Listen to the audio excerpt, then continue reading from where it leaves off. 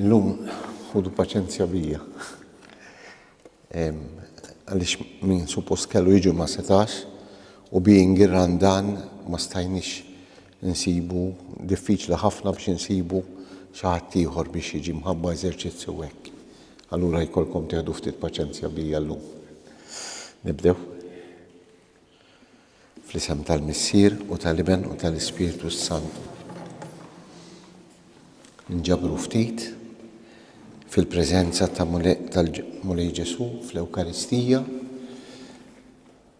però wkoll fil-preżenza ta' Ġesu fil-kelma tiegħu u fil-preżenza ta' Ġesu fil-komunità fina stess. Nitolbu il-Mulej jagħtina l-Ispiritu tiegħu biex dak l-istess Spiritu li nebbaħ lill-Evanġelista biex jikteb is-silta inebbaħ lilna wkoll biex nifhmu aħjar dak li jrid jagħtina.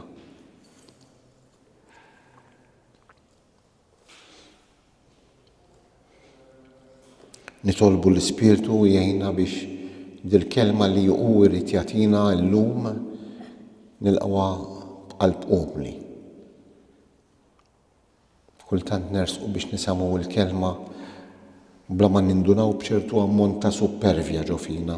Supervja għaliex nippretendu li dik kelma li nafuha, kelma li smajnija, kelma li forsi tot tal-oħrajn u ma totx għalija. Għalhekk ejjew nitolbu l-Mulej jinaddafna mis-supervja tagħna, jiftħilna qalbna u jgħinna biex nilqgħu dil-kelma b'moħħna u f'qalbna u f'ħajjitna wkoll. U li nkunu ġenerużi mal-oħrajn biex wara li nilqgħu aħna nkunu lesti li naqsmuha ma' ħudna.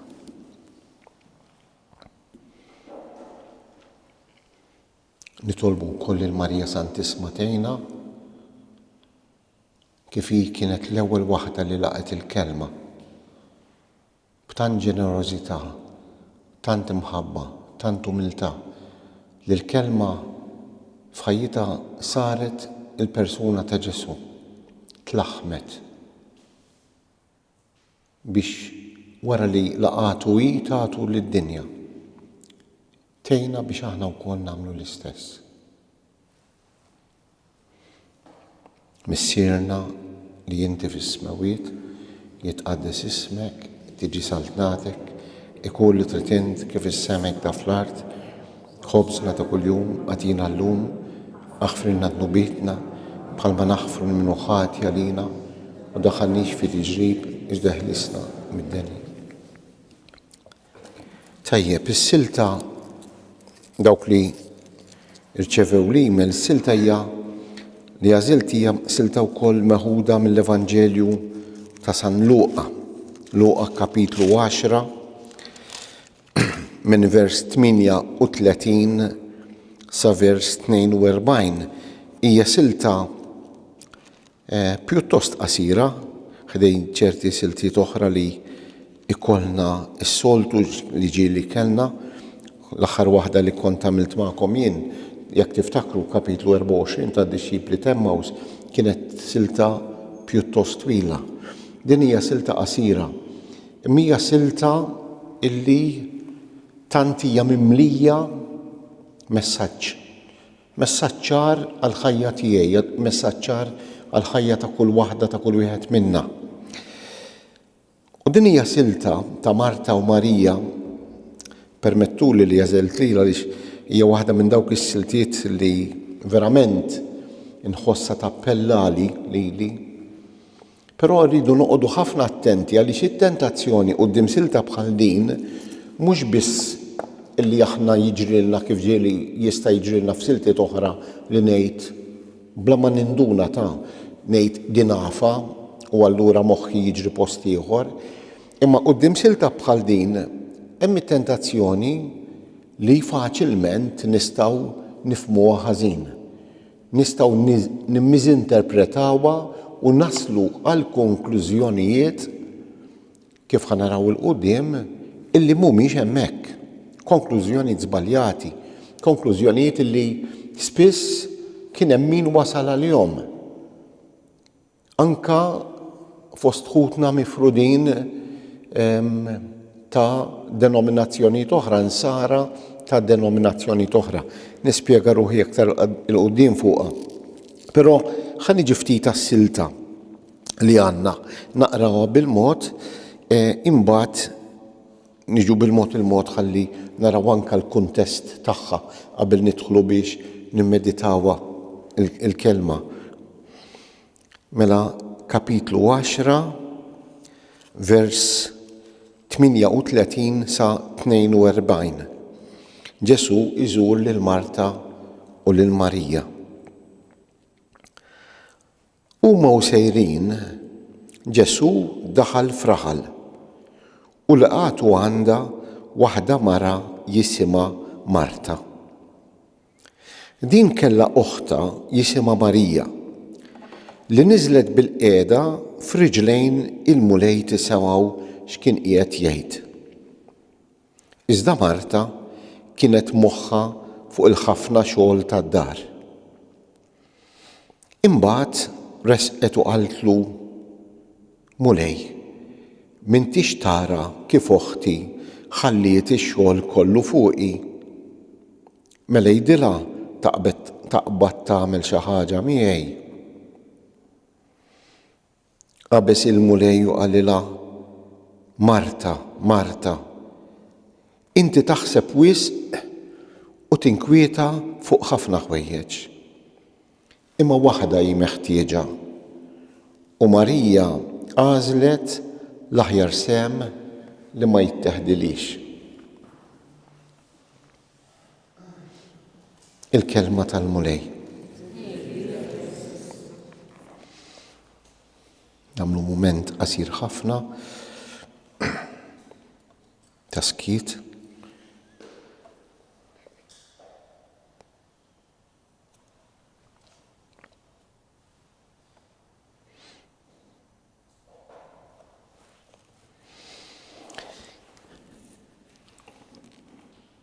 Xi ħaġa żgħira fuq il-kuntest ta' din is-silta. Din is-silta kif rajna qiegħda f'kapitlu 10 ta' Salluqa u kapitlu 10 jibda propju b'Ġesu jibgħat lid-dixxipli jagħtihom il-missjoni. Għaliex qed importanti li kull darba nieħdu l-kuntest anke meta kien hawn il-kelliema l-oħrajn, importanti li s-silta li naqraw, importanti li noħduha fil-kuntest tagħha. Għax jekk naqraw is-silta mill-kuntest tagħha, mill-kuntest li qiegħda fih immedjat, dak xemm immedjatament qabilha, xemm immedjatament warajha. Imma anke mill-kuntest kollu tal-Evanġelju kollu, anke mill-kuntest kollu tal-Iskrittura kollha. Jekk nagħmlu hekk, faċilment nistgħu naqbdu vers, naqbdu kelma, naqbdu silta u nifhmuha ħażin u naslu għal konklużjonijiet żbaljati. Il-kuntest tagħha Ġesu jibda billi jibgħat li 72 dixxiplu jagħtihom missjoni, jagħtihom biċċa xogħol xi wettqu. Jiġifieri Ġesu huwa nnifsu qed jagħti xogħol x'jagħmlu lid-dixxipli tiegħu. Qed qiegħed kważi jibgħathom minn miegħu għall-mument biex iwettqu missjoni, biex iħejjulu t-triq f'dawk l-irħulak fejn huwa kien għad irid imur biex jippreparawlu t-triq. Bagħathom 2-2. U din diġà minnha nfisha tibda titfa' dawl fuq din is-silta li għandna llum. Għaliex Ġesu innifsu lid-dixxiplu tiegħu lil dak li jrid jimxi warajh, irid jagħtih missjoni, qiegħed jagħtih missjoni, qiegħed jibgħatu jagħmel xogħol.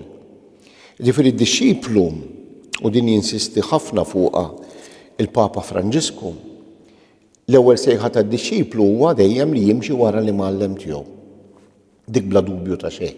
Li jimxi wara l-imgħallem tiegħu, li jimxi ma' l-imgħallem tiegħu, li jisma' lill-imgħallem tiegħu, li jixtar il-kelma tal-imgħallem tiegħu.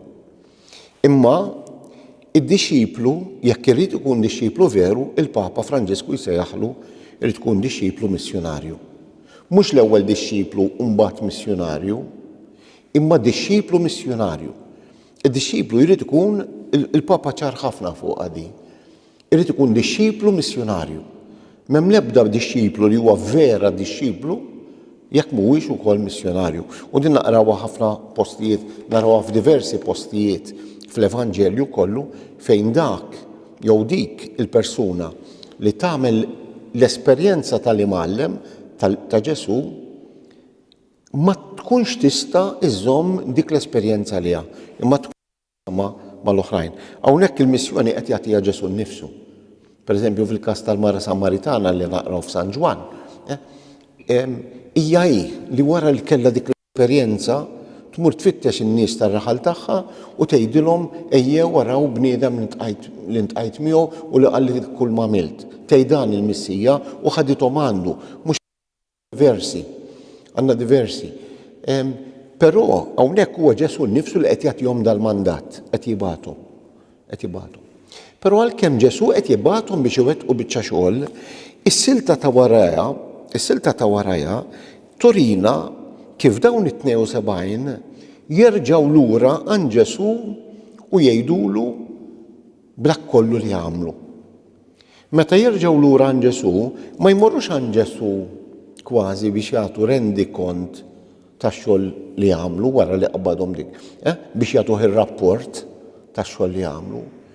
Imur id-dixxiplu minkejja li jitlaq biex jagħmel il-missjoni irid jirritorna lura għand l-imgħallem.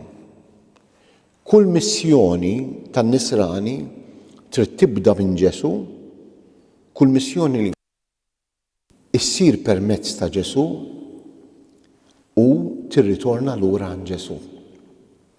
Inkella ma tkunx missjoni. U meta qed ngħid missjoni mhux qed ngħid predikazzjoni biss kif marru jagħmlu daw id-dixxipli, jista' jkun il-ħidma tiegħi fid-dar, kif kienet il-ħidma ta' Marta u Marija, kif hija l-ħidma ta' ħafna minna.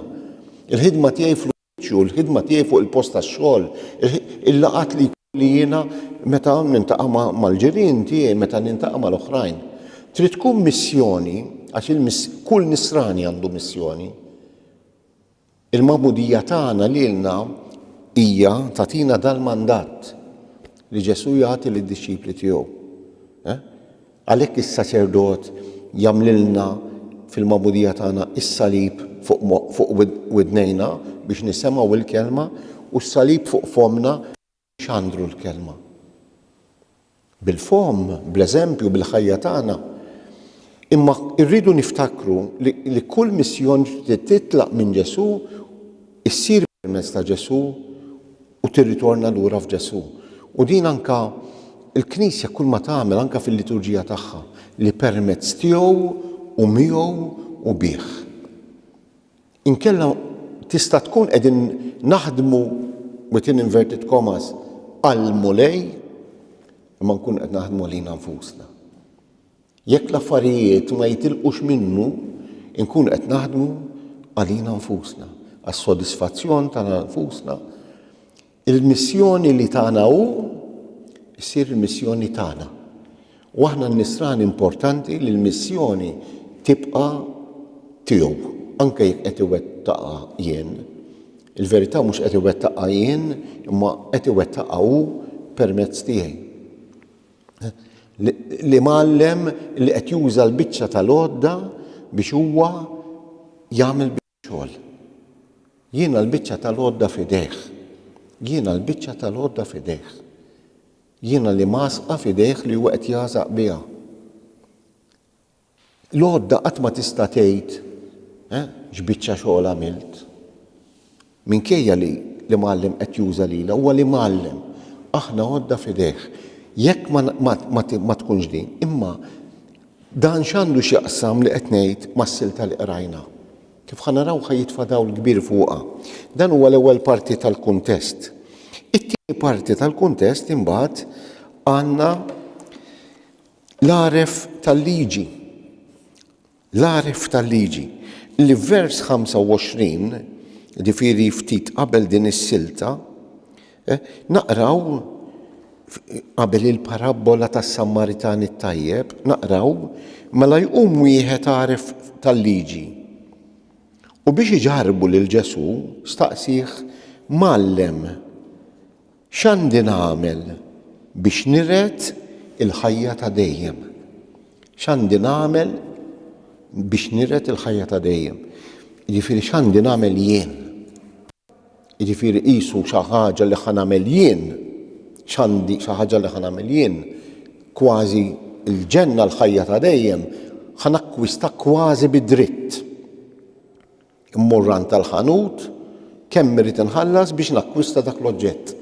Din hija l-attitudni żbaljata ta' dan l-għaref tal-liġi. X'għandi nagħmel jien biex niret il-ħajja ta' dejjem? U aħna nemmnu li l-ħajja ta' dejjem hija rigal, hija don li ħadd minna m'għandu dritt għaliha. U rrid noqgħod ħafna attent illi ma mmurx jiena nadotta l-attitudni. Ma mmurx nadotta l-attitudni illi jiena b'dak li qiegħed nagħmel jien, allura issa il-ħajja ta' dejjem jiena hija tiegħi bid-dritt. Għamel di, mhix dik l-attitudni. Il-ħajja ta' dejjem hija dejjem rigal tal-Alla. Jiena għandi il-parti tiegħi x'nagħmel, imma tibqa' dejjem rigal. Qatt ma jiena. Jiġifieri l-attitudni li għandna ta' dan l-għaref tal-liġi qabel din is-silta, għax immedjatament qabel din is-silta, naqraw il-parabola tas-Samaritan it-tajjeb.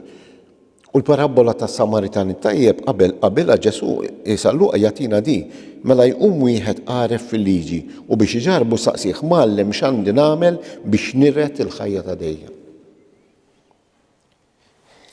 L-argument iqum huwa issa, l-argument li ħafna drabi kien hemm maħutna protestanti ta' denominazzjonijiet oħra, dik li hija jekk hux il-fidi biss mingħajr opri. Dan l-argument illi minħa dis-silta ta' Marta u Marija u fil-kuntest waħedha għalaħħa mill-kumplament ta' dak li jgħid Ġesu. Diversi postijiet, mhux f'dal kapitlu biss, illi Ġesu qed jibgħat lid-disċipli, illi Ġesu fil-parabola pereżempju immedjatament qabilha tas-Samaritan it-tajjeb qiegħed ifaħħal lis-Samaritan li mittidejh li jagħmel xi ħaġa tajjeb. Imma anke pereżempju f'diversi postijiet meta Ġesu jitkellem fuq l-opri tal-ħniena. Meta Ġesu jitkellem fuq l-opri tal-ħniena li aħna ħankunu ġudikati fuqhom, kont bil-ġuħ u tmajtuni, kont bil-għaċċ u sqejtuni, etc. Inti li qed tagħmel xi ħaġa. Ġifieri mhux biżżejjed illi jiena sempliċement nemmen dak li jgħidula s-sola fidej, il-fidi biss, jekk għandi l-fidi jiena biżżejjed biex insalva. Kif tista' ssalvak il-fidi mingħajr opri, sanġabu? Urini il-fidi mingħajr opri hija mejta. Jiġifieri f'dis-silta jekk aħna nifhmu lil Ġesu donnu qiegħed imaqdar lil Marta għax qed tagħmel ix-xogħol u jfaħħal lil Marija għax intefelt f'riġlejh, mhuwiex il-mod. Ġesu f'dis-silta mhux qed jgħidilna bl-ebda mod ma qed jgħidilna Ġesu m'hemmx għalfejn l-opri, il-ħidma tiegħek, biżżejjed toqgħod tisma' l-Iskrittura, allura iqum l-argument bejn il-ħajja attiva u l-ħajja kontemplattiva. Jiena ngħid għalija ġifieri din hija xi ħaġa li matul iż-żmien kienet tħassibni ħafna. Għaliex ħafna drabi tibda tara argument jiena ġifieri illi Marta jew Marija. Marta hija dik li qiegħda tagħmel ix-xogħol, Marija dik li qiegħda f'riġlejn Ġesu. Jien għandi nkun Marta jew għandi nkun Marija. U ħafna drabi ninsew li Marta u Marija huma żewġ taħwa li qegħdin jgħixu fl-istess dar. Marta u Marija it-tnejn qegħdin ġo fija. Jiena spiss ngħid toġobni ħafna Marija, imma ħafna drabi Marta tirbaħi fil-ħajja tiegħi. U Ġesu mhux qed jgħid il-Marta inti qed tagħmel ħażin, bl-ebda mod. Ġesu kienu li tom il-missjoni lid-dixxipli, Ġesu qabel ma tela s-sema kienu li bagħat lill-apostli morru mad-dinja kollha wħal. Ġesu kienu li tkellem fuq l-opri tal-ħniena, Ġesu kienu li ħareġ iservi u jaqdi. Ġesu kienu li fl-aħħar qalilna rajtu x'għamiltilkom jiena tgħidu li Muallem u l-mulej li rridu naqdu lil xulxin, lil kbir li tkun l-qaddej tal-oħrajn. U Marta li hawnhekk qed tagħmilha tal-qaddejja żgur li Ġesu mhux qiegħed imaqdar ix-xogħol li qiegħda tagħmel. Inkella naslu għal konklużjonijiet żbaljati. Jiġifieri Ġesu interessanti meta nibra naqra dis-silta. Huma sejrin Ġesu daħal fraħal u laqatu għandha waħda mara jisimha Marta. Hija Marta illi toħroġ tilqa' Ġesu mhux hawnhekk biss, anke f'kuntesti oħra, pereżempju fejn hemm il-mewt ta' Lażru, San Ġwan, għax kif tafu Marta u Marija huma ħut Lażru. Hawnhekk ma jidhirniex fejn kienu joqogħdu, imma minn kuntesti oħra nafu li kienu joqogħdu Betanja, ftit il-bogħod minn Ġerusalemm. Kienet l-aħħar tappa għal Ġesu kważi qabel jasal Ġerusalemm. Marta u Marija, anke meta mitħuhom Lażru, hija Marta li toħroġ tiġri barra, kważi barra r-raħal biex tilqa' lil Ġesu. Marija hija mbagħad tkun Marta stess li tmur għal Marija u tgħidilha ejja aw li Muallem qed isaqsi għalik. Marta hija ippreżentata lilna bħala dik li qiegħda kontinwament tilqa' lil Ġesu f'darha. U Ġesu jekk nagħtu daqqatajn ħafifa lejn l-Evanġelji, Ġesu spiss narawh iwettaq il-missjoni tiegħu mid-dar f'diversi djar.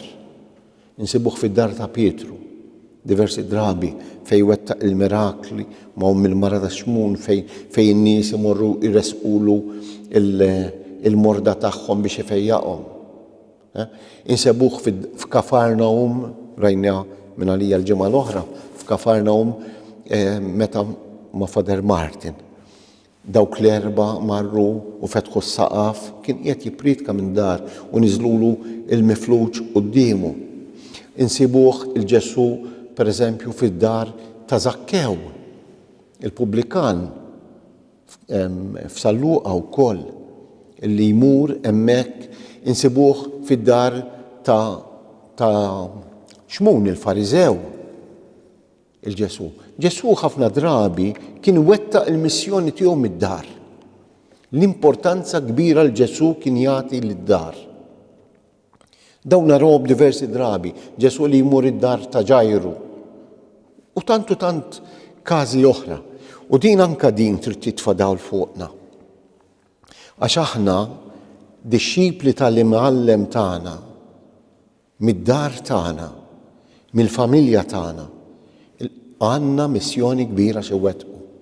Mhux biss jiena ma' Marti u Marti miegħi, jiena ma' wliedi, jiena ma' neputijiet, jiena ma' dawk ta' madwari, imma l-fatt illi jiena nipprova ngħix ta' familja nisranija, mhux qed ngħid ta' familja perfetta ta' familja li bħal familji l-oħra kollha għandha d-diffikultajiet tagħha, għandha il-mumenti tal-problemi tagħha, imma minkejja daw il-mumenti ta' problemi u ta' diffikultajiet tipprova timxihom, tipprova tiffaċċjahom mill-lenti tal-Evanġelju. bil-persważjoni li fid-dar hemm Ġesu. Jekk jiena ninsa li fid-dar hemm Ġesu, li fid-dar irid jiġi Ġesu, allura l-problemi jiena jaqtaw li qalbi. In-nisrani għandu din importanti ħafna. In-nisrani jrid jiftakar illi meta jiena iżżewwiġt bis-sagrament ta' żwieġ.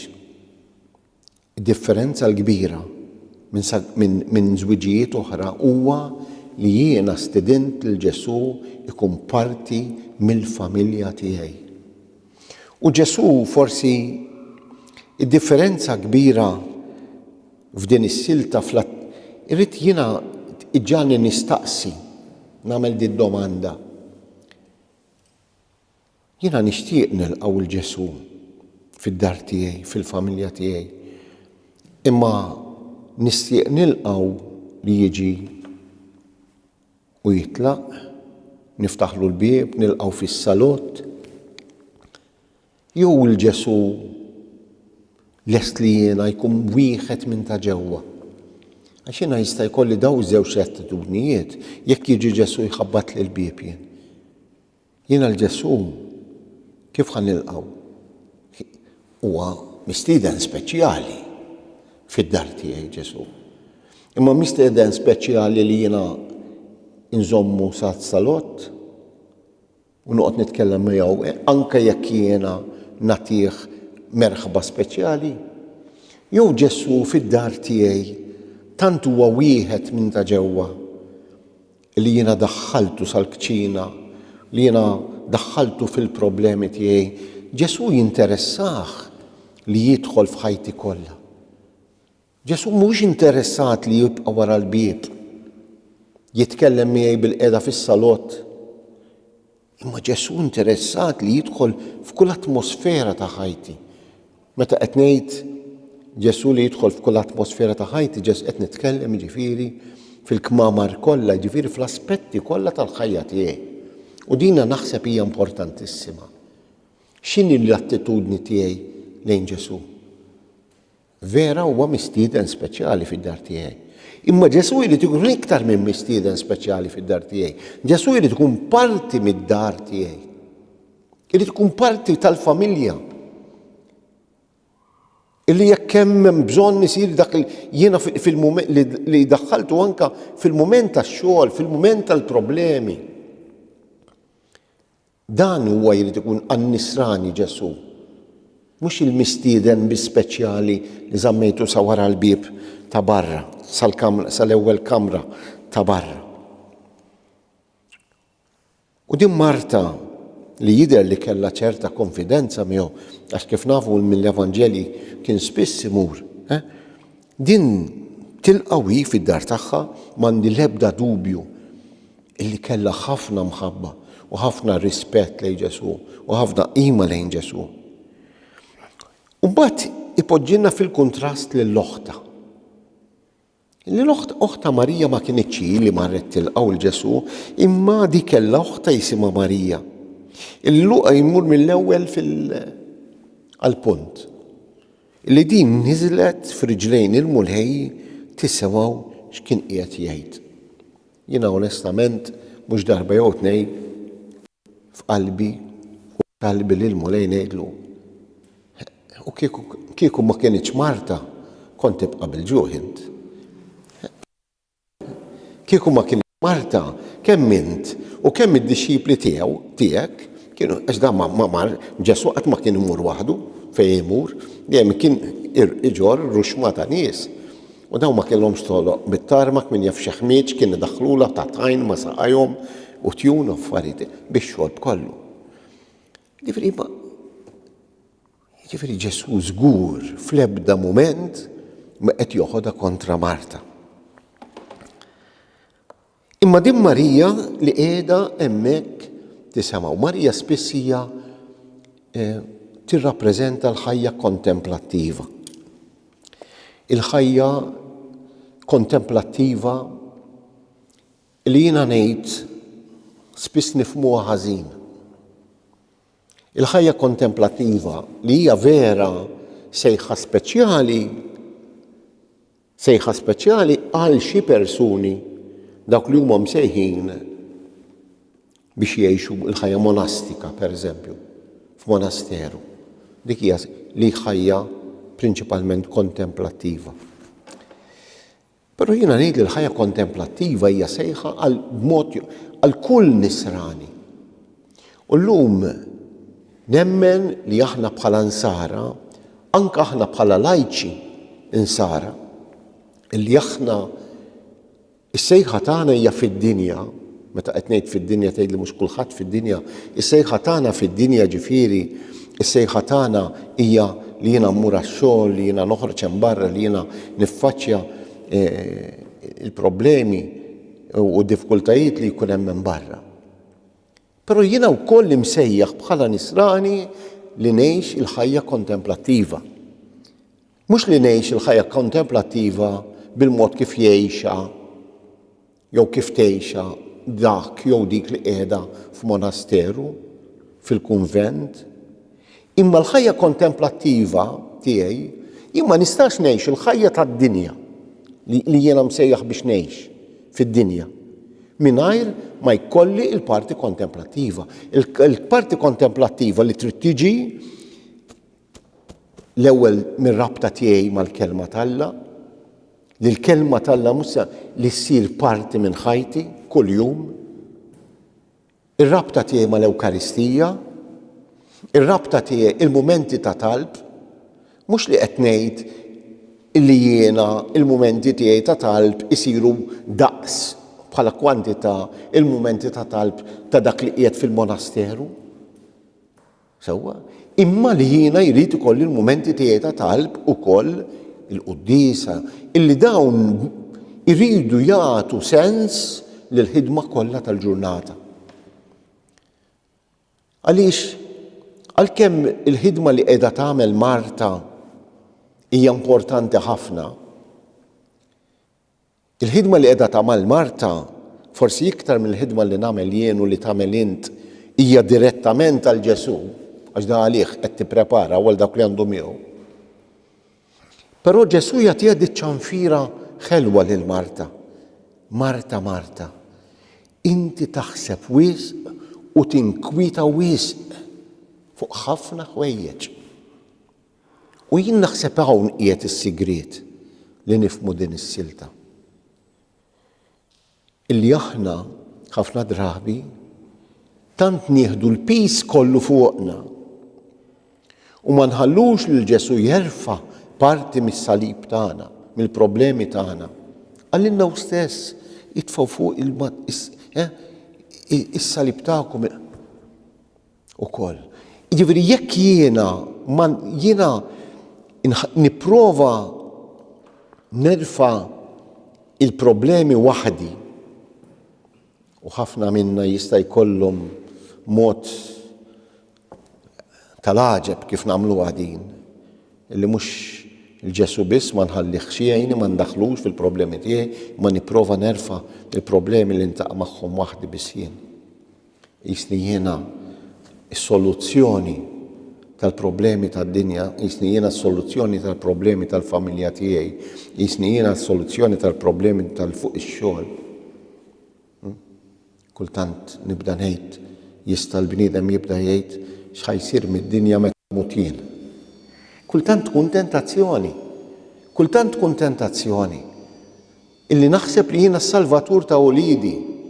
Meta s-salvatur ta' ulidi ġa salvommu, jiena li rrid nagħmel huwa li nejn l-ulidi jirċievu is-salvazzjoni li l-mulej ġathom. Inkella jiena il-problemi li nintaqa' magħhom, id-diffikultajiet li nintaqa' magħhom kuljum, jekk jiena ma nerfaħħomx b'Ġesu miegħi, allura jiena ħanaqta' qalbi. Fis-suċċessi tiegħi tikbirli rasi. Fis-suċċessi tiegħi tikbirli rasi għax ara x'irnexxieli nagħmel. U fil-problemi fejn ma jirnexxilix nibda naqta' qalbi. U għalhekk din is-sejħa tan-nisrani.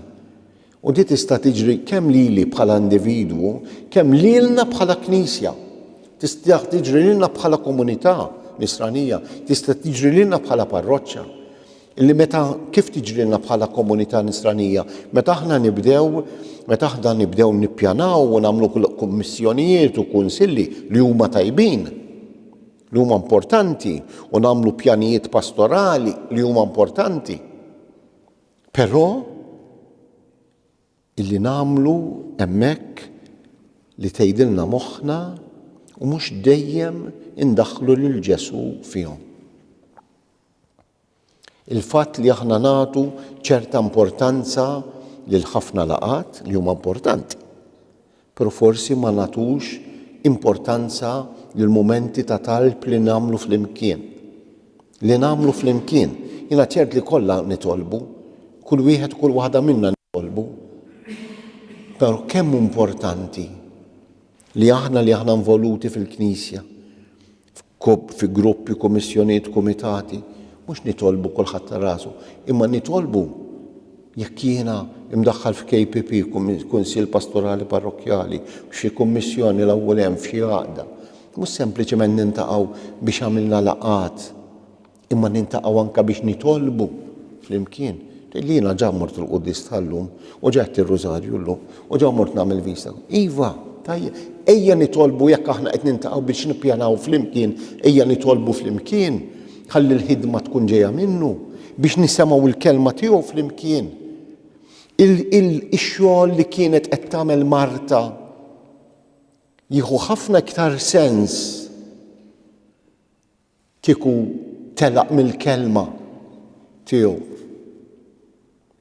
Illi kull ħidma tan-nisrani trid titlaq mill-kelma tal-Alla. Kieku x-xogħol ta' Marta kien isir ħidma l Ġesu aktar kieku hi telqet mis-smigħ tal-kelma.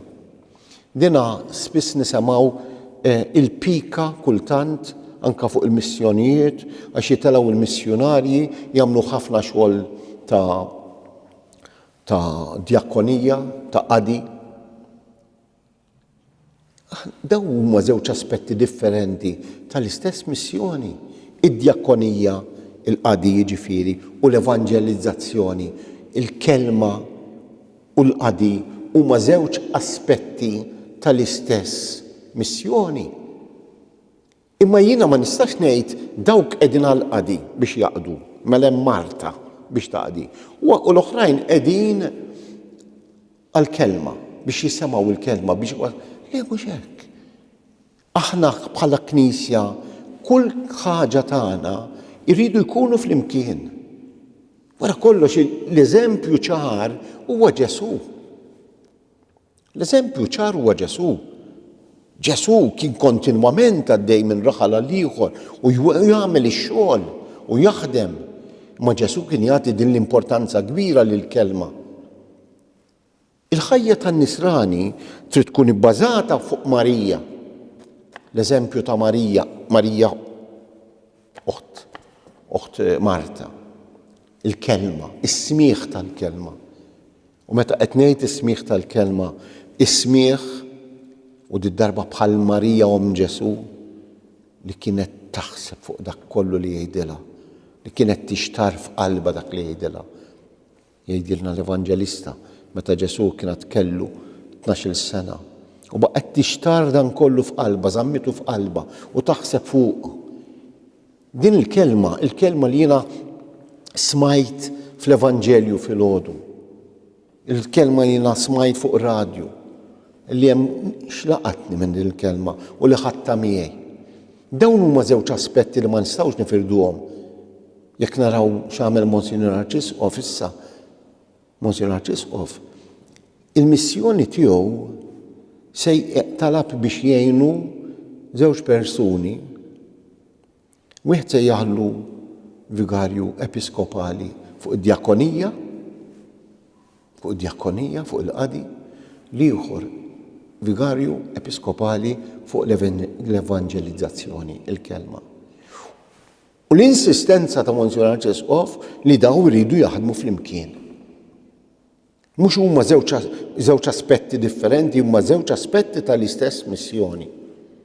Il-qadi li jrid jitlaq mill-kelma. Il-kelma li ma tistax tibqa' fil-kelma imma trid tesprimi ruħha f'qadi. Dawn huma Marta u Marija. Inkella nistgħu naslu għal konklużjonijiet kif qed fil-bidu, nistgħu naslu għal konklużjonijiet kif waslu diversi drabi oħrajn illi mhumiex fis-silta. Konklużjonijiet żbaljati. Li ngħidu jien biżejjed nistqar b'fommi li Ġesu l-mulej, biżejjed sola l-iskrittura biss u sola fidej, kif jgħidu ċerti denominazzjonijiet protestanti, il-fidi biss u l-iskrittura biss. Ma tistax tgħid il-fidi biss. Il-fidi trid tesprimi ruħha fil-qadi.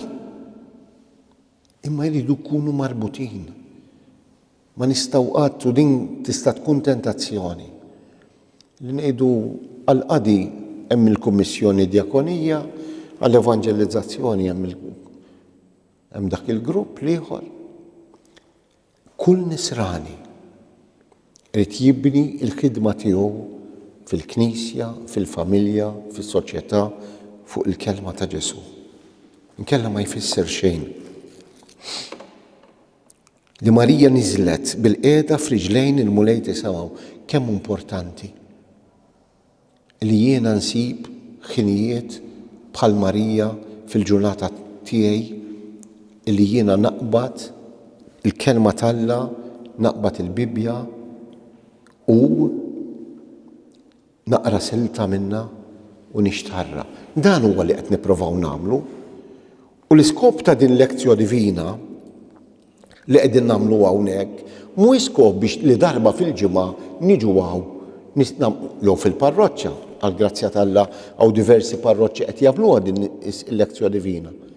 Li mmur fil-parroċċja darba fil-ġimgħa u ngħid jiena qed immur għall-lezzjoni divina, il-dawn il-laqgħat tal-lezzjoni divina l-iskop tagħhom huwa li jiena nidra kull wieħed minna nidra li jiena l-kelma t'Alla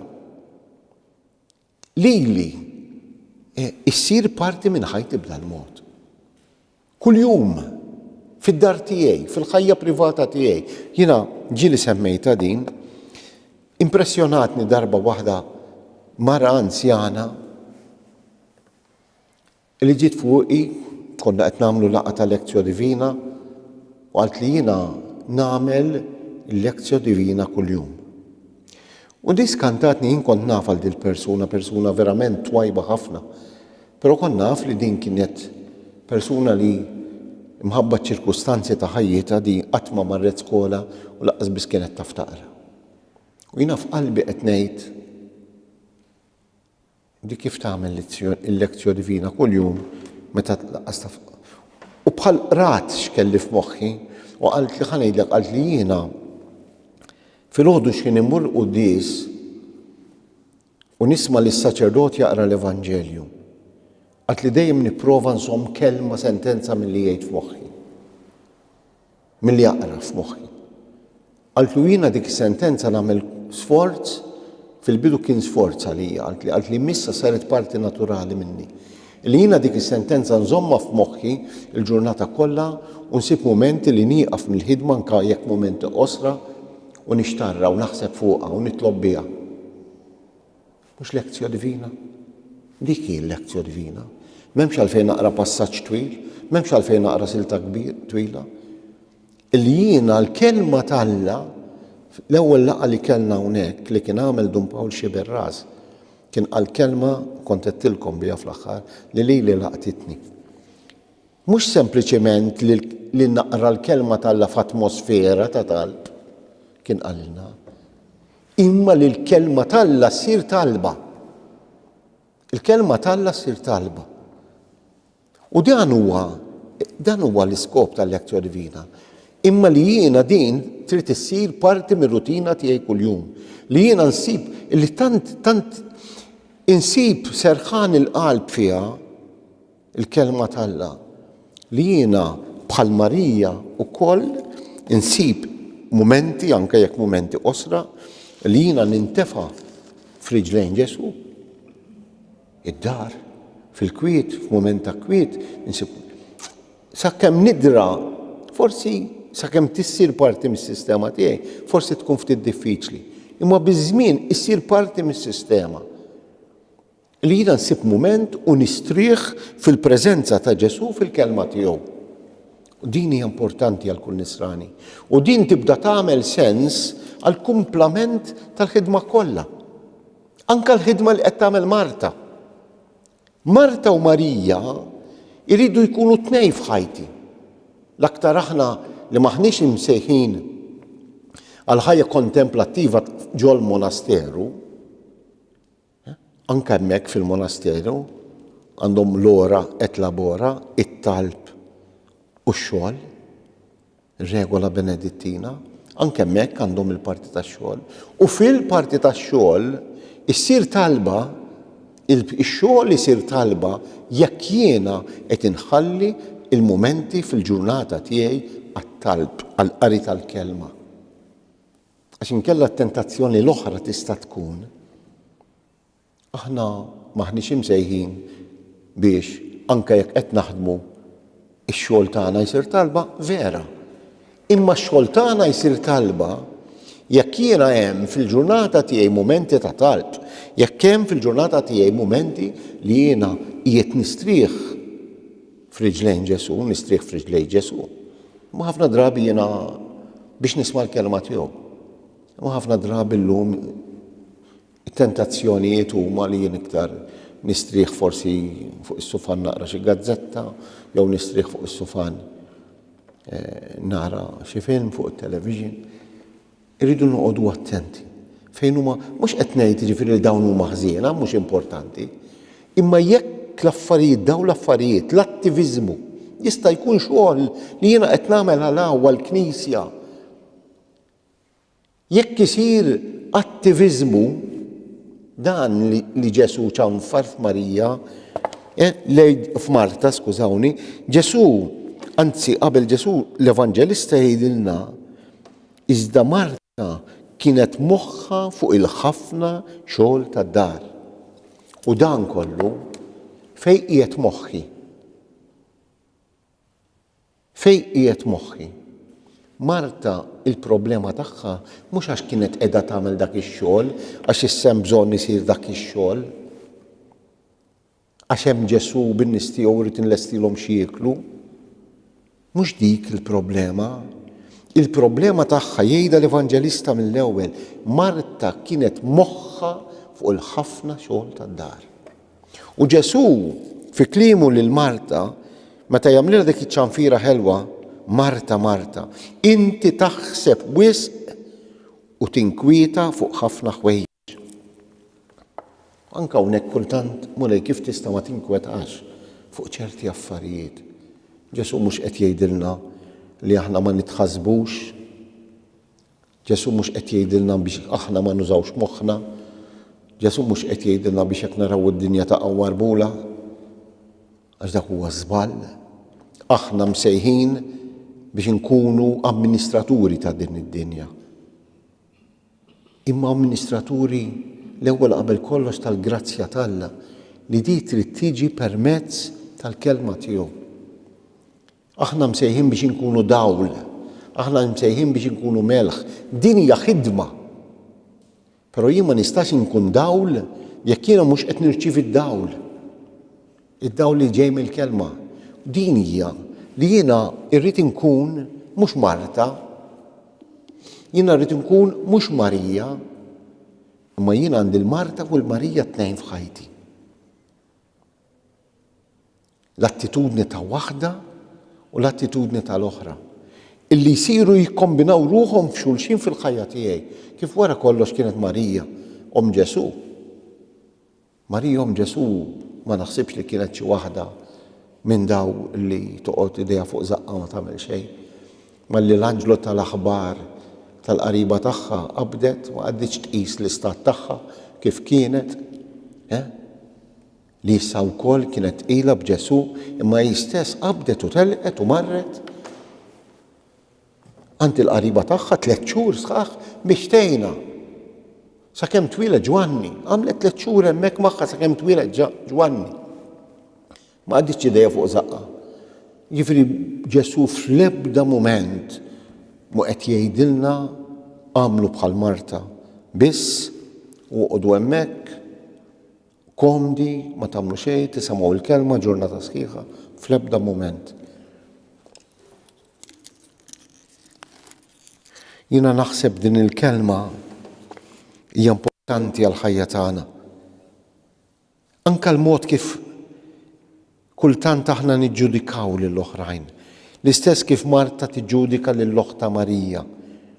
Mulej, m'intix tara kif oħti ħalliet ix-xogħol kollu fuqi.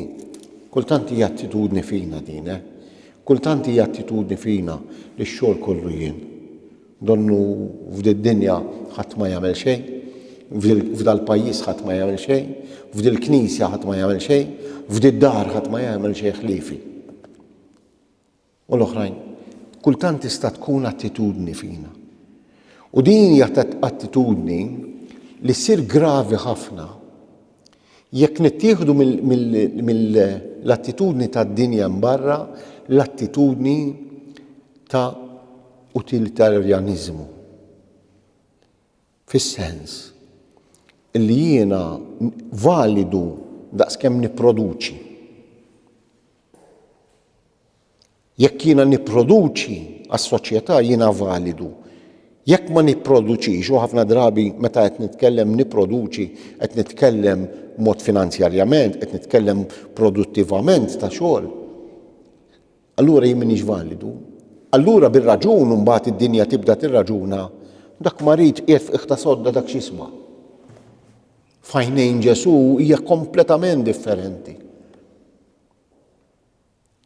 F'għajnejn Ġesu dak li qiegħed f'iħta sodda, dak li qiegħed dik qiegħda maqfula dik x'marret tagħmel maqfula fil-monasteru, fil-kunvent. Din il-mod kif tirraġuna d-dinja. Din hija l-mod kif tirraġuna d-dinja. Li jiena tajjeb daqskemm nipproduċi. U dan huwa l-iżball. Dan huwa l-iżball. F'għajnejn Marta oħta hemmhekk ma qed tagħmel xejn moħħlija. Allura niġu fl-attitudni li min mhux qed jipproduċi m'għadux utli għas-soċjetà. Allura nibdew nużaw termini biex imbenġluha u nagħmluha sabiħa u dawk eutanasja u mercy killing u mewt b'dinjità. Il-verità hija li għalina dak qiegħed f'iħta sodda dak inutli. Dik hija il-mod kif id-dinja tħares lejn il-bniedem. Għajnejn differenti milli jħares lejhom Ġesu, milli jħares lejhom Alla, milli suppost inħarsu lejhom aħna. Mulej min xtara kif oħti ħallit ix-xogħol kollu fuqi. Mela jidilha taqbad tagħmel xi ħaġa miegħi. Jiġifieri kważi qed nindaħħal lil Alla lil dak li sejjaħtlu għal ħajja kontemplattiva x'qed jagħmel. Però noqogħdu attenti. Għalkemm aħna msejħin għas-sem ta' Marta. Is-sem ta' Marta mhux is-sem biex jiena naħrab ix-xjaten tad-dinja, li jiena nintefa' f'riġlejn Ġesu ma jimpurtanix mill-problemi, mix-xogħol. Din hija tentazzjoni oħra. Thomas Merton jgħid għandu ktejjeb żgħir Seeds of Contemplation li fih jgħid jitkellem għal daw li daħlu jgħix għal ħajja kontemplattiva f'monasteru.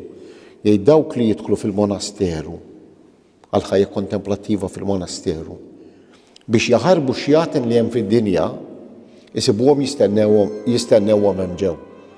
Isibuhom jistennewhom hemm ġew. Ġifieri il-ħajja kontemplattiva mhix fuga mundi, mhux ħarba mid-dinja, mhix ħarba mir-realtà, imma l-ħajja kontemplattiva huwa propju l-mod kif jiena nista' naffaċċja d-dinja b'Ġesu miegħi. Bil-kelma ta' Ġesu f'idejja, bil-kelma ta' Ġesu f'ħajti, dan huwa l-ħajja kontemplattiva. Mhix ħarba mid-dinja. U għalhekk jew nitolbu l-Mulej biex jgħinna bħala individwi li personalment fil-ħajja tiegħi fil-ħajja tiegħi fil-familja, fil-ħajja tiegħi fil-parroċċa, fil-ħajja tiegħi fuq il-post tax-xogħol, fil-ħajja tiegħi ma' żewġi, fil-ħajja tiegħi ma' marti, fil-ħajja tiegħi ma' wliedi, ma' neputijiet, mal-ġirien. Jgħinni nifhem li jien ma nista' qatt iwettaq il-ħajja, ma nista' qatt iwettaq il-missjoni tiegħi vera ta' nisrani, ta' missier nisrani, ta' om nisranija, ta' persuna nisranija. Ma nista' qatt iwettaq din il-missjoni tiegħi jekk din il-missjoni tiegħi ma titlaqx minn riġlejh, ma titlaqx minn smigħ tal-kelma tiegħu. Din hija importanti mulej u nitolbok li tagħtiha lil kull wieħed u kull waħda minna li jiena nifhem li ma nista' nagħmel xejn f'ħajti jekk ma jitlaqx minnek. Ma jista' nagħmel xejn f'ħajti li ma jirritornax għandek. Li anke l-istess sopri tal-ħniena li l-Knisja tant qed tinsisti fuqhom, li dejjem insistit fuqhom, li inti tant insistejt fuqhom, imma b'mod speċjali f'din is-sena tal-ġublew, l-istess sopri tal-ħniena ma jagħmlux sens jekk ma jitilqux minnek. Li ma jitilqux minn għandek u ma jirriturnawx fik. Inti jettilna li dak li qed nagħmlu mal-oħrajn qegħdin nagħmluh miegħek. Ejna mulej biex verament narfu li dak li qed nagħmlu mal-oħrajn qed nagħmluh miegħek. U dan nistgħu naslu għalih biss bis-smigħ tal-kelma, bil-smigħ tal-kelma li aħna nieħdu minn fommok, billi nistrieħu f'riġlejk kif għamlet Marija, billi nixtarru l-kelma tiegħek. Imma biex ħin inti sejħilna wkoll biex nagħmlu l-parti ta' Marta, aħna wkoll inkunu lesti biex f'ħafna ġenerożità nagħmlu dik il-parti. Ħbib jiena eżempju ċar u nieqaf hawnhekk. Li spiss jiġi quddiem għajnejja f'dal kuntest huma s-sorijiet ta' Mother Teresa. Li żgur ħadd ma jista' jakkużhom li da qegħdin idejhom fuq żaqhom. Li daw kontinwament għaddejjin. Però li tant u tant jagħtu importanza lil parti ta' Marija wkoll. Is-smigħ tal-kelma, il-mumenti tat-talb, l-Ewkaristija. Rridu noqogħdu attenti. Illi l-Ewkaristija, il-kelma, il-ħajja kontemplattiva ma tkunx xi forma li taħarba mill-ħidma. Però noqogħdu attenti l-maqlub ukoll li l-ħidma tagħna ma tasalx fl-istadju li ngħidu tant għandix nagħmel li m'għandix ċans nitlob, tant għandix nagħmel li m'għandix ċans naqra l-kelma talla u nirrifletti fuqha. Bqija nagħmlu l-parti tagħna. Nagħmlu l-parti tagħna, però niftakru li aħna li masqa f'idejh. Mhux aħna qed naqsqu, jekk hemm xi ħadd fid-dinja li qed jażaq għal xejn, u kultant tħossok qisek qed tażaq għal xejn fil-familja fuq il-punt. Però rrid niftakar jekk niftakar li jiena li masqa f'idejh, allura mhux jien qed nażaq għal xejn, dak qed jażaqu, jaraħu. Glorja lill-Missier, lill-Iben u lill-Ispiritu Santu. Marijom il-Knisja, lejl it-tajjeb.